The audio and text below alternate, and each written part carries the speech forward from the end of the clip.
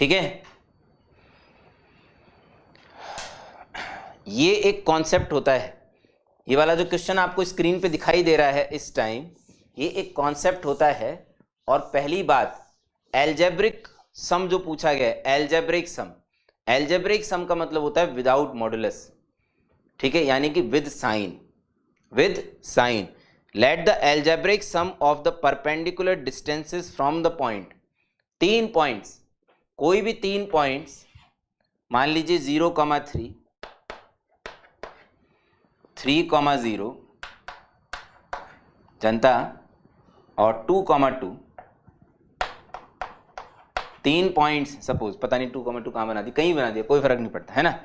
इनसे इस लाइन पे खींची गई परपेंडिकुलर डिस्टेंसेस का सम, एल्जेब्रिक सम, एल्जेब्रिक यानी कि बिना मॉडुलस के। देख भाई, मॉडुलस के साथ तो 3 चीजों का सम सिर्फ तभी 0 हो सकता है जब तीनों 0, तीनों 0 सिर्फ तब हो सकती है जब ये कोलिनियर हो। कोलिनियर होने का तो स्कोप ही नहीं होता भाई साहब, ये एक्स एक्सिस पे है, ये वाई एक्सिस पे है और ये एक्स वाई प्लेन में इम्पॉसिबल है भाई साहब कोलिनियर होना, तो पॉइंट ही नहीं होता, ठीक है, क्लियर। तो इसने एल्जेब्रिक पूछा यानी कि बिना मॉडुलस के। इस लाइन की इक्वेशन यदि ax plus b y plus c is equal to 0 मान लिया जाए, आप ध्यान में भी रख सकते हैं, आप इसे नोट के रूप में भी लिख सकते हैं। 3 नॉन कोलिनियर पॉइंट्स से अगर किसी लाइन पे परपेंडिकुलर्स डाले गए हैं जिनके एल्जेब्रिक डिस्टेंसेस का सम अगर 0 है, तो ये लाइन हमेशा इस बन सकने वाले ट्राइंगल के सेंट्रॉइड से पास होती है। किससे पास होती है?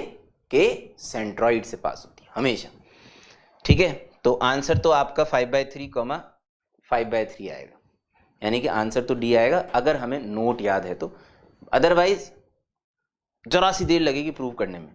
इन सब का एल्जेब्रिक सम है ना, तो पहले ए से गिरा लेते हैं, ए से गिराओ भाई, तो ये हो जाएगा 3b plus C upon A square plus B square under root, right, बिना मॉडुलस के, है ना।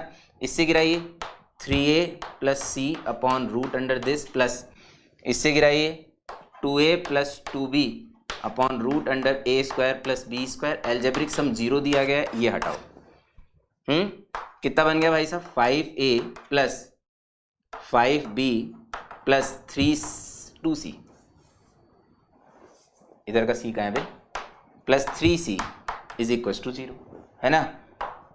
5, मैंने आपको एक तरीका बताया था, याद है, इस वाली इक्वेशन और इस वाली इक्वेशन।